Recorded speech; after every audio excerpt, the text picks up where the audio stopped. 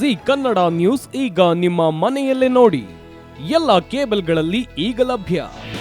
ನಿಮ್ಮ ನೆಚ್ಚಿನ G Kannada news ಈಗ ಸನ್ ಡೈರೆಕ್ಟ್ ನಲ್ಲಿ number 292, Tata play number 1664, Jio TV number 1334,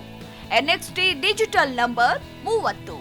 in cable number 30, city networks 51, U digital number 162, GTPL number 17,